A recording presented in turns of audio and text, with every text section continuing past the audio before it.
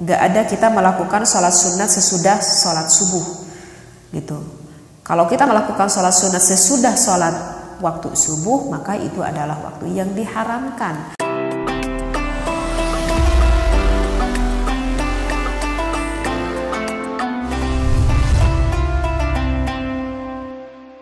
Assalamualaikum warahmatullahi wabarakatuh. Maaf teteh, saya mau bertanya, apa saja macam-macam sholat disunahkan? Sekian dan terima kasih. Assalamualaikum warahmatullahi wabarakatuh. Bismillahirrahmanirrahim. Wassalamualaikum warahmatullahi wabarakatuh. Bismillah, alhamdulillah, wassalatu wassalamu ala rasulillah. Sholat sunnah itu diantaranya ada al-idaini, ada sholat sunat Idul Fitri, dan juga ada sholat sunat Idul Adha. Yang mana sholat sunat Idul Adha itu adalah pahala sholat sunat yang paling besar pahalanya. Kemudian dilanjutkan dengan sholat sunat Idul Fitri. Begitu. Jadi jangan disia-siakan jika kita bertemu dengan Idul Fitri, dengan bertemunya Idul Adha, kita tidak melakukan sholat sunnah tersebut.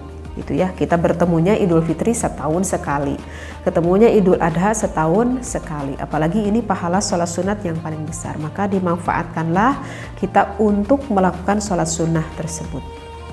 Kemudian ada disebut dengan wal kusufani, ada sholat sunat kusuf, itu adalah sholat sunat gerhana fani, sholat sunat gerhana 2, yang mana sholat sunat gerhana 2 itu ada gerhana matahari ya, kusufis syamsi, dan juga kusufil qomari, dan juga gerhana bulan, seperti itu.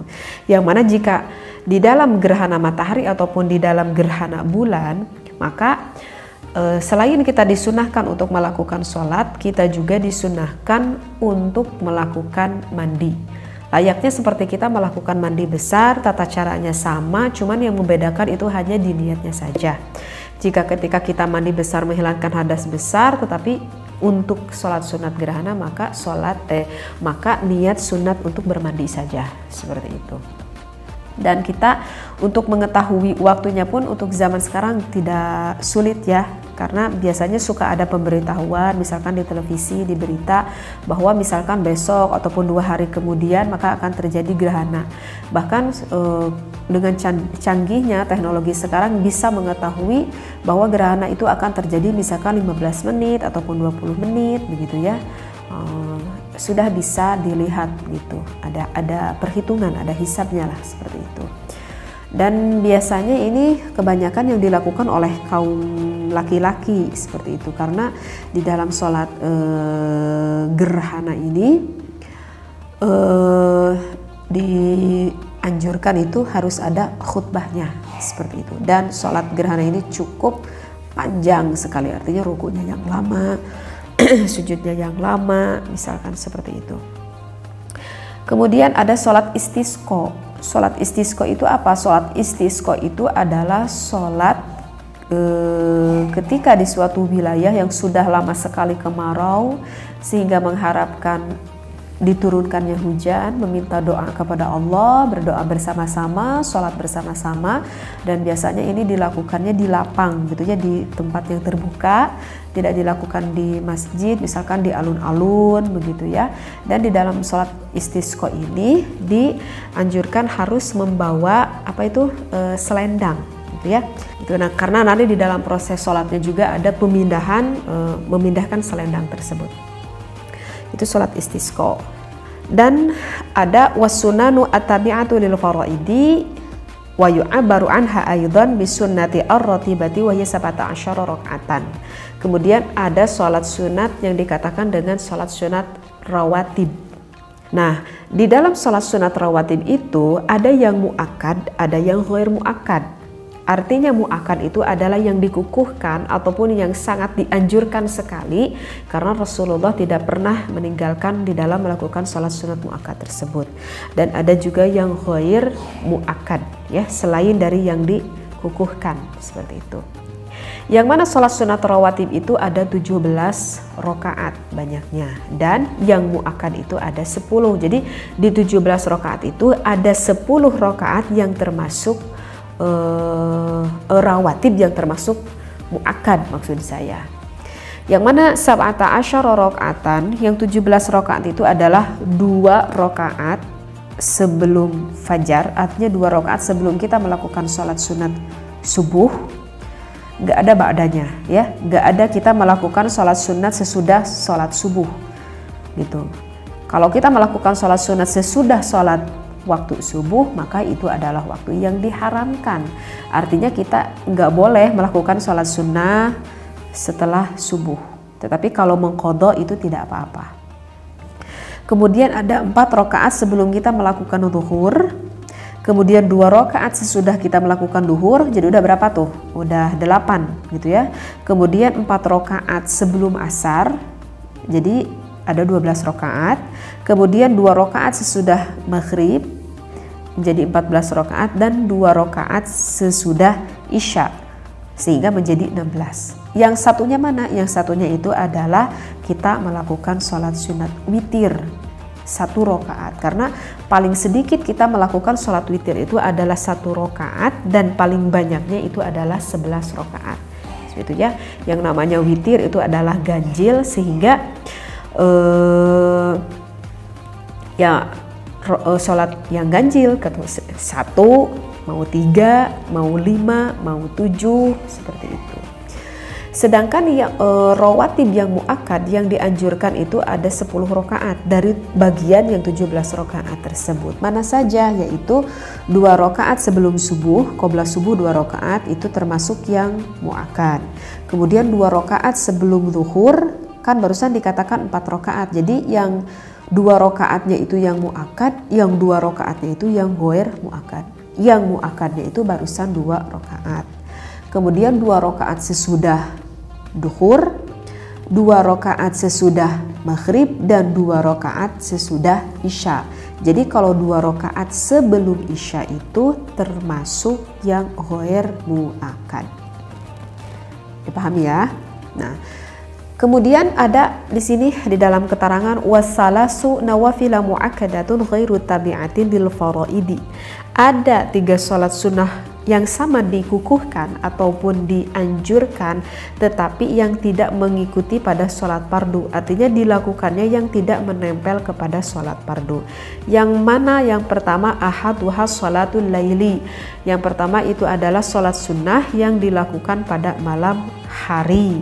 Begitu, seperti kita boleh melakukan tahajud, mau taubat, mau tasbih gitu ya, mau hajat gitu, mau istikharah gitu, banyak. Wan naflul mutlaqu fil laili afdalu minan naflil mutlaqi fin nahari.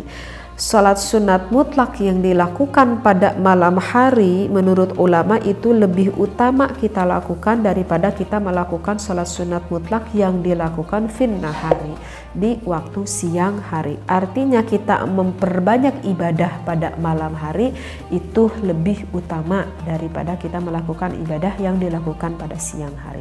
Kemudian yang keduanya itu ada sholatud duha. Sholat duha kalau dibanding-banding dari pahala berbagai macam sholat sunat, justru duha itu adalah pahala yang paling sedikit atau pahala yang paling rendah di antara sholat-sholat sunnah yang lainnya gitu. Tetapi ibu-ibu paling demen melakukan sholat duha, mungkin karena itu pahalanya paling sedikit mungkin ya. Dan sholat duha itu dilakukannya wa aqalluha, sedikitnya kita melakukan sholat sunat duha itu rakaatani, boleh kita melakukan 2 rakaat, wa aksaruha isnata asyarata rakaatan, dan paling banyak kita melakukan sholat duha itu adalah 12 rakaat. Jadi bukan ganjil ini mah ya, mau 2, mau 4, mau 6 rakaat, tetapi lebih baik kita melakukan sholat sunat apapun itu lebih baik sedikit tetapi continue gitu loh Bu. Jadi sekarang kita lagi bersemangat gitu ya, kita melakukan sholat sunat duha sampai 10 rakaat gitu. Pleng, misalkan 2 minggu, 3 minggu kita tidak melakukan sholat duha. Lebih baik 2 rakaat tetapi terus menerus kita lakukan sholat sunat duha tersebut setiap hari. Daripada hari ini kita lagi semangat-semangatnya sampai berapa banyak gitu ya rakaat, tapi beberapa minggu enggak kita melakukan sholat sunnah. Jadi lebih baik sedikit tetapi terus menerus begitu ya. Jadi istiqomah gitu loh Bu. Dan yang ketiganya itu adalah sholat tarawih. Ada sholat sunat tarawih, yang mana sholat sunat tarawih itu dilakukan khusus pada malam hari pada bulan Ramadan, seperti itu. Nah, yang untuk ditambahi begitu ya Bu ya, di dalam peniatan di dalam sholat sunnah pun itu berbeda. Seperti kita melakukan sholat sunat yang fardu. Karena di dalam sholat sunat yang fardu, di dalam niat itu kewajibannya itu ada 3 ya. Sholat yang fardu itu kewajibannya ada 3 di dalam niatnya itu. Yang mana saja kewajibannya? Yang pertama itu adalah qasdul fa'li. Artinya qasdul fa'li itu adalah kita bermaksud mau melakukan sholat. Kalau kalau kita pakai, kan niat itu ada di dalam hati ketika kita bertakbiratul ihram. Ketika ibu berkata niat abdi sholat, nah gitu kan suka diawali seperti itu kan, niat abdi sholat. Nah itu dikatakan apa? Kita mengucapkan niat bermaksud sholat itu dinamakan qasdul fa'li. Jadi artinya bermaksud kita mau melakukan sholat. Yang kedua, di dalam sholat fardu itu kewajibannya itu adalah ta'yin. Artinya ta'yin itu adalah menentukan mau sholat apa yang kita lakukan pada saat ini. Misalkan apakah kita mau zuhran, mau sholat zuhur, au asran, apakah kita mau sholat asar, apa maghrib, isya. Nah itu termasuk dalam ta'yin, ketentuannya. Dan yang ketiga, di dalam kewajiban kita melakukan niat di dalam sholat fardu itu adalah wal fardiyah, kefarduannya. Jangan sampai kita lupa mengucapkan kata fardu. Niat abdi sholat fardu duhur. Nah, ibu teh niat sakit itu terus cukup. Ya, udah termasuk akan kewajiban kita niat. Tetapi kan kita suka panjang niatnya juganya, niat abdi sholat fardu duhur 4 rakaat. Nah, sebetulnya 4 rakaat itu termasuknya sunnah. Udah itu pakai apa lagi? Bari mayun ka kiblat, sambil menghadap kiblat gitu. Itu pun termasuk sunnah. Kita tidak mengucapkan menghadap ke kiblat pun nggak apa-apa, karena itu sunnah. Terus ditambah lagi apa yang terakhir? Fardu diucapkan lagi karena Allah Ta'ala. Kita tidak mengucapkan karena Allah Ta'ala pun tidak apa-apa, karena setiap ibadah ya memang disupri harus karena Allah kan Bu? Begitu. Tetapi kalau kita mengucapkan lafal niat yang panjang seperti itu, bagaimana hukumnya? Apakah boleh? Boleh. Tidak apa-apa. Itu memang di dalam keafdolannya itu. Tetapi andaikan kita mau cumpon anu wajibna hungkul ku ibu teh niat abdi sholat fardu duhur, udah gitu aja, itu udah sesuai dengan kewajibannya. Qasdul fa'li ada, ta'yin dan juga fardiyah. Nah, itu di dalam niat yang fardu. Kemudian bagaimana kalau di dalam niat sholat yang sunnah? Yang sunnah itu sebetulnya terbagi 2. Ada wa in kanat nafilatan muaqqatatan. Ada sholat sunat yang mempunyai waktu. Jadi artinya sholat sunatnya itu ada waktunya tersendiri gitu Bu. Seperti apa? Karotibatin. Seperti sholat sunat rawatib. Yang tadi udah saya terangkan bahwa sholat sunat rawatib itu adalah sholat sunat yang bergandengan dengan sholat fardu, baik yang mu'akad ataupun yang goer mu'akad. Kan itu mempunyai waktu ya kita melakukan sholatnya, sehingga itu dikatakan mu'aqqatatan, yang mempunyai waktu. Ataupun audzatas sababin, ataupun sholat sunat yang mempunyai sebab. Seperti apa sholat sunat yang mempunyai sebab? Tadi misalkan karena kita mengharapkan hujan, istisqa. Berarti kita melakukan sholat sunat tersebut karena ada sebabnya.